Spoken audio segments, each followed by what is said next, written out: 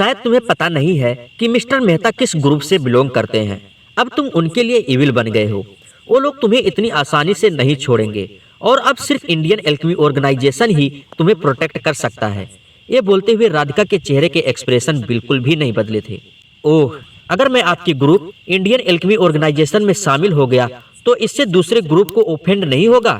तो क्या आपको इसका खतरा नजर नहीं आ रहा है? सरप्राइज होते हुए नक्श ने पूछा।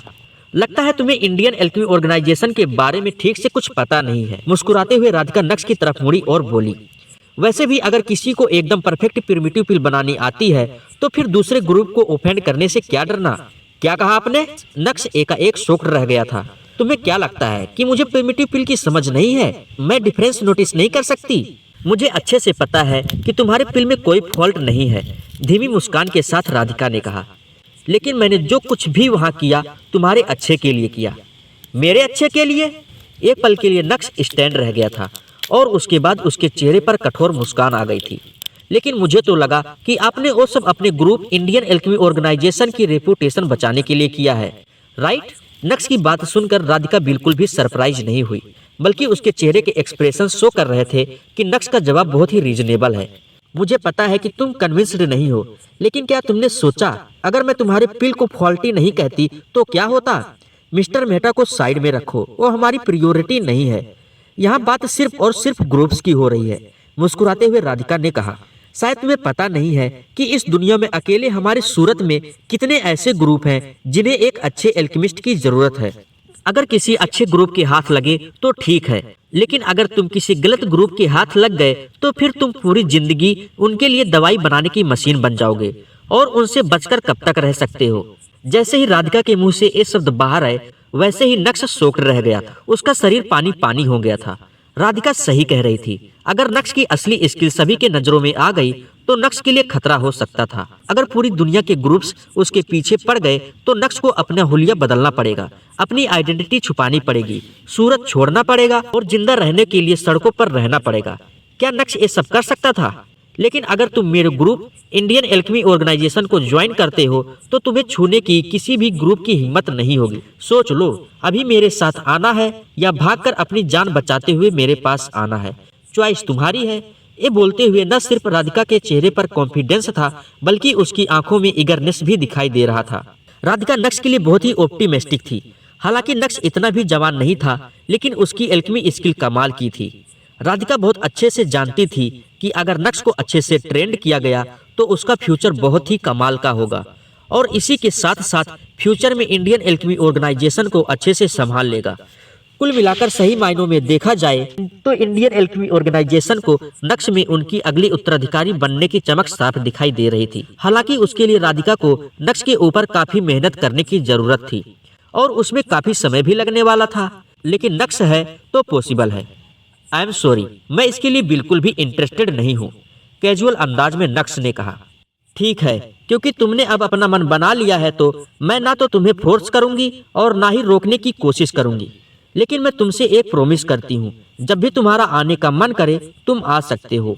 इंडियन एल्केमी ऑर्गेनाइजेशन के दरवाजे तुम्हारे लिए हमेशा खुले हैं। नक्श के अंदाज ने राधिका के चेहरे की मुस्कान को बिल्कुल भी इफेक्ट नहीं किया था। तुम अब जा सकते हो। मैं किसी को बोलकर तुम्हें कंपटीशन का रिवार्ड देने के लिए कह देती हूँ। अगर आपको रिवॉर्ड देना ही है तो रोशनी मैम को दीजिए। टू बी ऑनेस्ट, मुझे टॉप 3 में आने का कोई भी शौक नहीं है, धीमी आवाज के साथ नक्श ने कहा और पीछे मुड़कर उस कमरे से बाहर निकल गया। जैसे ही उस कमरे का दरवाजा बंद हुआ वैसे ही राधिका के चेहरे की मुस्कान और भी ज्यादा निखर गई थी। मन ही मन उसने कहा, गॉड फादर, मानना पड़ेगा कि आपने एकदम सही चेले को चूज किया है। नक्श को उम्मीद नहीं थी कि वो इस कंपटीशन को जीतेगा और वो बहुत ही ज्यादा खुश था और टाइम स्क्वायर से सीधा घर आ गया।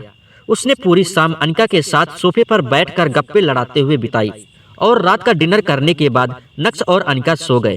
तभी आधी रात को अचानक से नक्श का फोन बजा। वो कॉल वैभव का था। सर, हमारा प्लान कामयाब रहा, सब कुछ बहुत स्मूथली हो गया। खेतान परिवार का नाम नवसारी से अब हमेशा के लिए खत्म कर दिया है और खेतान परिवार की सारी प्रॉपर्टीज को भी जब्त कर लिया है। विमल खेतान को ऑन द स्पॉट मार दिया है और उनके पास अडॉप्टेड लड़कों को भी उठा लिया है। ये सुनते ही नक्श के चेहरे पर मुस्कान आ गई। उसकी खुशी डबल हो गई थी। थोड़ी देर सोचने के बाद वैभव ने फिर अपना मुंह खोलते हुए कहा, लेकिन सर, गलती से शरद खेतान मौके से फरार हो गया है।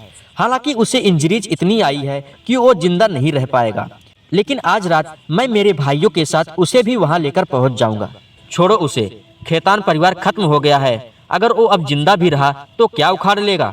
वो कुछ भी नहीं कर सकता है। खुश होते हुए नक्श ने कहा, तुमने खेतान परिवार की सारी प्रॉपर्टी चेक कर ली है ना? अफकोर्स सर, आपको पता नहीं है कि नौसारी में खेतान परिवार की कितनी नटोरियस रेपुटेशन है। खेतान परिवार न सिर्फ आदमी और औरतों को बुल्ली करता था, बल्कि उनके नाम से कई काले धंधे भी चालू हैं।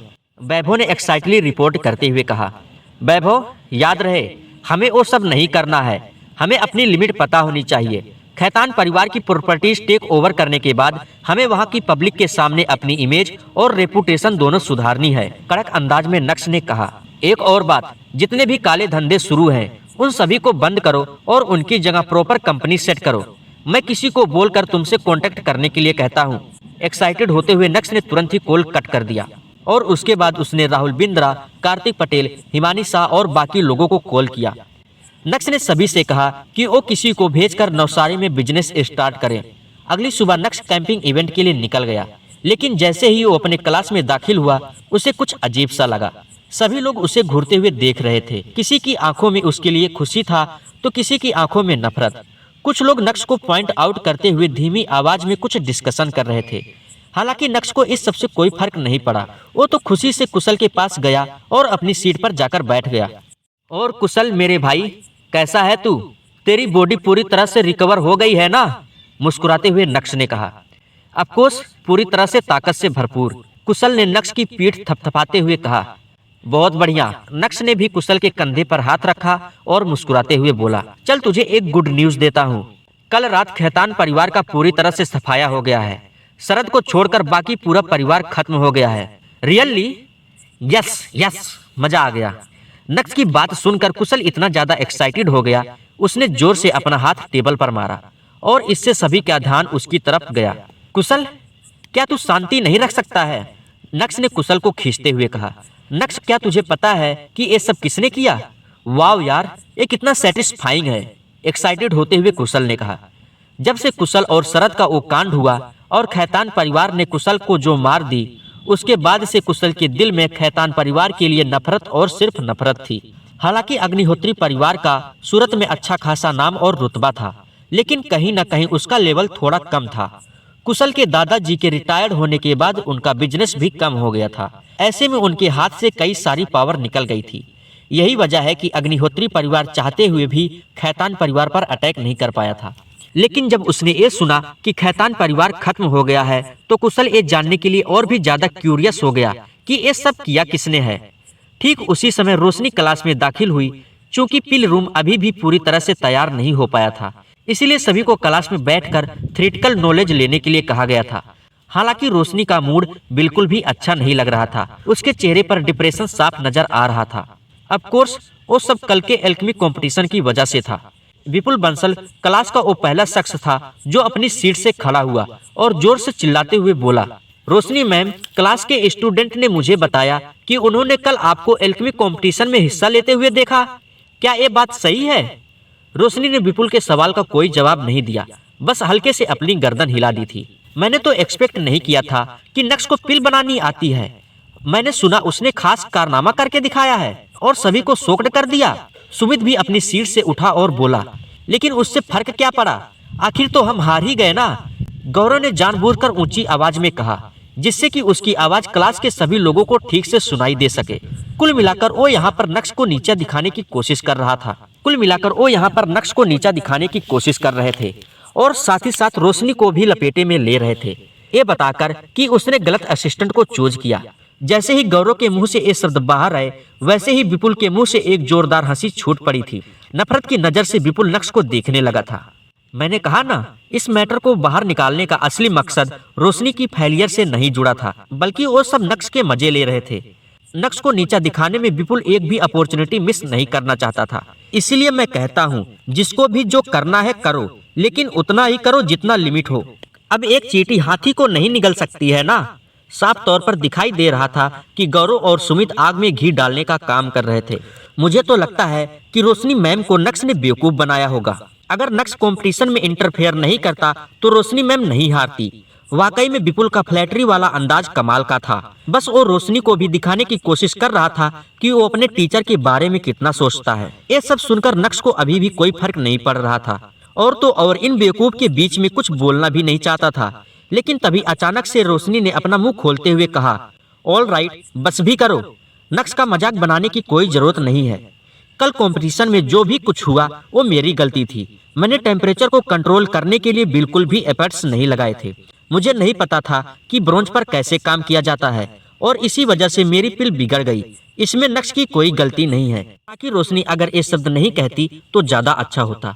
अब चूंकि रोशनी ने ये कह दिया था तो सभी को ऐसा लग रहा था जैसे रोशनी नक्श को बचाने के लिए कवर अप कर रही है।